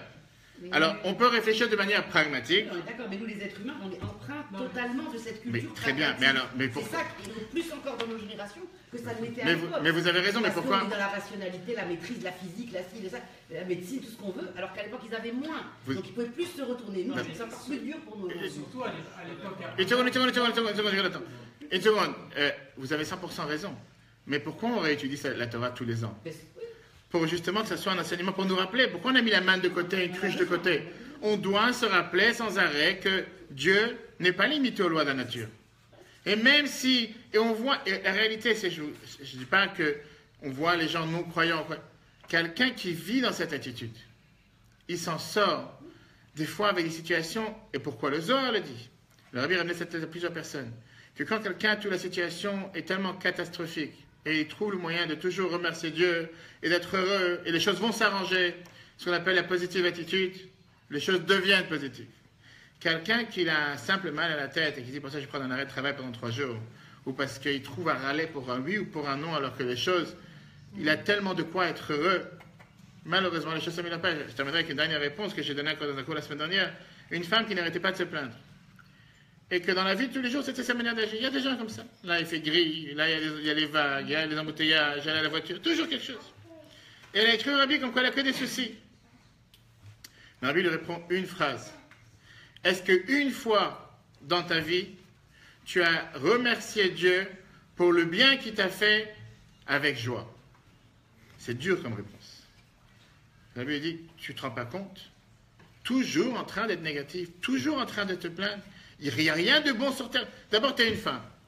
On peut détailler la réponse. Tu as des mains et des pieds, tu respires, tu es marié, tu as des enfants, tu as un toit. Et avec toute cette bonté, tu trouves toujours le moyen de dire que tout va bien, que tout va pas bien. Alors, à quoi ça sert toute cette bonté? Est-ce que le Zohar termine? Le risque est que peut-être à cause de ça, tu risques de perdre la bonté que Dieu fait avec toi. Tu dis, si j'agis tellement de bonté avec toi et pour toi tout est mal, parce que ce matin le café il était trop noir ou parce que la baguette était trop grillée, ou des fois même des situations de santé qui sont graves. Mais tu oublies toute la bonté que Dieu a fait avec. C'est ce que Moshe n'arrête pas de réprimander le peuple juif dans le désert. Mais vous oubliez qu'est-ce que vous étiez il y a quelque temps? 86 ans d'esclavage. Il n'y avait pas à manger, vous avez reçu à manger, vous avez eu de la viande, on a appuyé sur le bouton viande, la viande est atterrie sur terre. Tout ce qui se passe. Et avec ça, ils n'arrêtent pas de se plaindre. Et les hormones dans tout ça alors? Les hormones? Bah oui, les femmes, elles sont pas des fois enclins à. Mais c'est pas une attaque contre les femmes. Non, mais. Je suis pas macho. Elles ont quand même des fois des états d'âme. Mais pas seulement les femmes. Parce qu'elles ont des fois aussi des. Mais pas ça. Tout d'abord. Dans le physique qui. Tout d'abord, c'est pas seulement les femmes, c'est même les hommes. Mais justement, c'est ce que j'ai dit. Il y a la réalité physique, matérielle, terrestre. Et après, il faut se regarder dans le miroir et dire, mais j'ai tellement de raisons pourquoi je devrais danser sur terre. J'ai tellement de raisons pourquoi je devrais être heureux. J'ai tellement de raisons pourquoi je devrais être joyeux. Je dois me mettre en mode joie. Il y a des gens sur terre qui sont planifiés, qui n'ont même pas besoin d'appuyer sur un bouton. Ils se lèvent le matin, ils commencent à danser. Puis il y en a. Et la Torah, elle attend de nous de se comporter de cette manière. Et quand on se comporte de cette manière, les soucis partent, les soucis s'enlèvent. Je n'ai pas dit qu'il faut être irréaliste. Il ne faut pas non plus être un rêveur. La Torah te dit qu'il faut agir et qu'il faut chercher un panassa. Comme le Rabbi a répondu à la première lettre qu'on a dit tout à l'heure. Le Rabbi a dit, voilà, la réponse pragmatique, tu as raison. Tu as des frères, tu dois gagner ta vie. Tu as raison, fais les choses de manière pragmatique. Ah, mais si j'aurais su qui tu es, j'aurais su que tu as une forte certitude en Dieu, sincère et réelle, je suis sûr que tu aurais pu trouver la solution. Pas seulement tu aurais pu trouver, tu aurais réussi à trouver, pas seulement un autre travail, tu aurais trouvé un autre travail, tu aurais eu tout ce que tu as besoin. Mais comme apparemment de ta question, tu doutes même, alors sois pragmatique. Il y a toujours ce qu'on dit, la manière conventionnelle et la manière miraculeuse. On ne doit pas sauter du 10e étage et dire Dieu va m'aider. Parce que Dieu te dit clairement la parole de s'appuyer sur un miracle. Mais ne pas penser un instant, parce que j'ai pris le meilleur hôpital et le meilleur docteur, que forcément les choses vont s'améliorer. C'est pas parce que j'ai les meilleurs tanks et les meilleurs avions que forcément je vais gagner la guerre. Il faut ça aussi, mais il faut aussi prier, demander à Dieu de pouvoir réussir. Et en étant garanti que Dieu va me faire réussir. Et comme ça, on est garanti de réussir. Mais il y a deux choses que je voulais dire. La première, c'est que... Même trois, si tu veux. Effectivement, à l'époque, quand ils étaient dans le désert, je trouve que la foi en Dieu me semblait peut-être plus simple parce que les miracles, ils étaient dévoilés.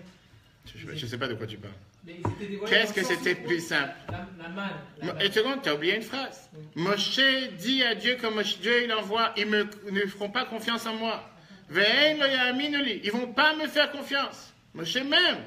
Alors que Dieu l'envoie, Moshe il débat avec Dieu en disant, ils ne vont pas me croire.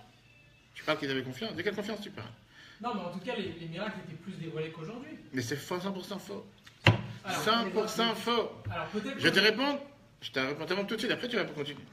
Il suffit que tu ailles dans une maternité. Pas pour que ta femme elle accouche. Qu'est-ce qui s'est déjà passé? Et ça même, tu vis tous les jours, quotidiennement, un miracle. Pas du fait qu'elle a pris 20 kilos, qu'elle a perdu 20 kilos. C'est pas de ces miracles que je parle. Et tu dis qu'il faut que des miracles se passent. Je réponds ta phrase. Va dans une maternité une semaine. Une maternité qui fonctionne, pas quand il y a un bébé par jour. Vois à la fin de la semaine combien de soucis, combien de problèmes, combien d'hémorragies, combien de malformations. Des gens qui te disent aujourd'hui qu'ils ont des enfants malheureusement avec des problèmes de santé parce qu'à l'expulsion, ils ont manqué d'oxygène quelques secondes. Quand tu réalises et tu réfléchis, le bonheur que Dieu il a fait en sorte que d'abord, ma femme peut tomber enceinte, que l'accouchement s'est bien passé, qu'elle a eu un enfant et tout s'est bien passé, que l'enfant elle est... C'est tellement de milliers de miracles. À chaque instant, dire qu'aujourd'hui, il n'y a pas de miracle, parce qu'à l'époque, ils avaient de la viande qui tombait du ciel.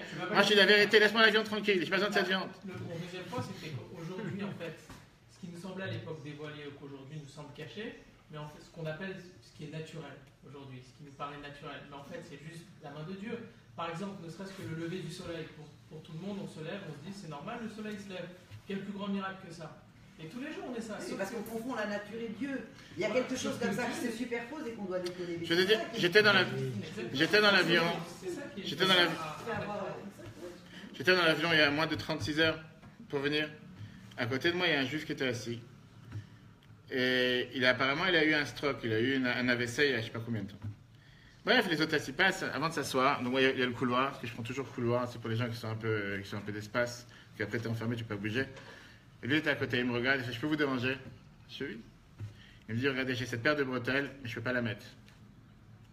Est-ce que ça ne vous dérange pas de la mettre? Il était un peu fort. Et j'ai l'habitude, en tant qu'aumônier dans les prisons, les hôpitaux, et donc il se lève, mais il ne peut pas se lever parce qu'il n'a qu'une main. Et cette main, elle est totalement paralysée. Il a eu un AVC. Donc comment il est entré dans l'avion? Il est entré en chaise roulante. Je l'ai vu arriver en chaise roulante avec quelqu'un. Et donc je le vois, donc je l'aide à se lever. Et pas forcément les gens avant arrière, ils comprennent. Bref, je l'aide à se lever, il se tient debout avec une main, la main gauche, et je lui mets les bretelles à l'arrière, je devais attraper le pantalon, bref. Et je dis, c'est pas quotidien, je ne vais pas dans les hôpitaux tous les jours, mais je suis régulièrement dans les personnes. Après, il s'est assis, c'est pas que j'étais brisé. Et si tu regardes cette personne, il a peut-être, je sais pas, 70 ans. Et il ne peut rien faire avec sa main droite. Et nous, on prend les choses comme tout indu. Nous, c'est la norme, c'est les voies naturelles. Et tu vois ce monsieur que, même pour mettre une paire de bretelles, pas que j'avais honte pour lui, j'avais tellement de la peine pour lui. Je me suis dit, mais pourquoi un tel malheur? Alors que tu as des gens qu'avec leurs mains, ils font tout et n'importe quoi. Et je dis, c'est ça qu'on doit comprendre, que quand Dieu, il a fait en sorte qu'on se meurt. Et je te garantis que des gens pareils remercient le bon Dieu tous les jours. Ce que je dis à chaque fois, tu vas dans les hôpitaux, tu vois des malades, ils sont tellement souriants, ils sont tellement reconnaissants, un simple sourire, juste de pouvoir se lever du lit, juste de pouvoir boire un verre d'eau. Des fois, tu vas dans les hôpitaux, tu vois quelqu'un qui ne peut pas boire de l'eau comme nous, il boit avec, c'est de la gelée d'eau, c'est des yaourts d'eau, vous avez déjà vu ça? Des yaourts d'eau parce qu'ils n'ont pas le droit d'avaler. Ils risquent d'avaler très mal, donc ils mangent de l'eau à la cuillère. Ils boivent de l'eau à la cuillère. Tu sors de quelqu'un pareil, tu te dis, mais on s'est posé une fois la question. Je raconte à chaque fois, je suis parti avec mes filles à Château de Bréol, en Seine-et-Marne, un endroit pour les enfants avec malformation, etc. Il y avait une fois 2 filles qui sont venues, jeunes, adolescentes, qui ont eu des scolioses. Et donc, ils ont fait toute une opération de plusieurs heures. Il fallait vraiment découper la colonne vertébrale en morceaux pour remettre droit. Ils étaient assis comme une planche. Ils étaient allongés comme une planche pendant 3 mois. 3 mois sans pouvoir lever la tête. Donc, ils avaient des écrans en haut pour les occuper. Ni aller aux toilettes. C'est des choses de la vie de tous les jours. Ni boire, même manger. Étaient sur une planche avec un plat. Ils n'avaient pas le droit de se lever pendant 3 mois. Moi, j'étais avec mes enfants. Je les prends chaque fois avec moi. Et en sortant, je leur ai dit, vous vous rendez compte? Nous, on se bat si c'est un yaourt à la vanille, un yaourt au chocolat, si c'est du gruyère, si je sais pas. Ça, c'est les débats, on va dire, la norme. Et là, tu as des filles qui n'ont rien demandé sur Terre. Ils ont votre âge. Ils ne peuvent pas lever la tête. Et combien de gens qu'on peut parler, si c'est des gens tétraplégiques ou des gens que tout le corps ne fonctionne pas, seulement la tête. Et on n'a pas besoin d'aller des classes tellement difficiles dans la vie de tous les jours. Et ça, c'est juste pour répondre à ce que Jonathan disait, qu'il n'y a pas de miracle réel par rapport à eux. Je pense vraiment que voir de la viande qui tombe du ciel, ou il y a du pain qui tombe du ciel, même avec ça, ils n'étaient pas convaincus. Même avec ça, ils ont fait la misère à Moïse. Ils avaient leurs mains, leurs jambes, et avec ça en plus. Alors imaginez, nous, on a encore moins. C'est ça qu'ils voulaient dire. Contraire. Il y a quelques noms. C'est-à-dire qu'on a. C'est comme on dit, le Yetzer Hara est plus grand aujourd'hui qu'il ne l'est. Il est de plus en plus fort. C'est du même ordre. Voilà, c'est ce que je veux dire. Ça s'est médité d'une certaine façon. Ah, je veux dire. Ça veut dire quand on voit quelque chose, on réfléchit. Tout à l'heure, j'ai fait 2h30 de route de Jérusalem, Netanya. Et j'étais, les embouteillages et tout. Et je vois les voitures de police qui passent, etc. Avec les grilles dessus, anti-pierre ou anti-tir. J'étais en train de réfléchir, je me suis dit, est-ce que le monde s'imagine et les murs qu'il y a des deux côtés de l'autoroute. Je dis, est-ce que le monde s'imagine quelle est la réalité réelle? Quel autre pays sur Terre vit avec des voitures de police ou des murailles des deux côtés de l'autoroute? Ou des murailles de 5 mètres de haut à Tombe de Rachel, avec des grilles sur le devant. Chez moi, je vois une saleté d'un oiseau ou quoi que ce soit sur ma vitre, je n'arrive pas à conduire, il faut que je nettoie, je ne peux pas supporter que c'est ça, je ne peux pas voir. Là, tu as des grilles. Quel pays sur Terre fonctionne de telle manière? Et pas seulement ça. Tu te dis que tu as des murailles, pourquoi? Parce que tu as des gens qui tirent, qui jettent des cocktails Molotov tous les jours, qui jettent des pierres, des attaques au couteau, n'en parlons pas. Et avec ça, tout fonctionne, tout le monde sourit. Est-ce que ça, c'est pas des vrais miracles quotidiens?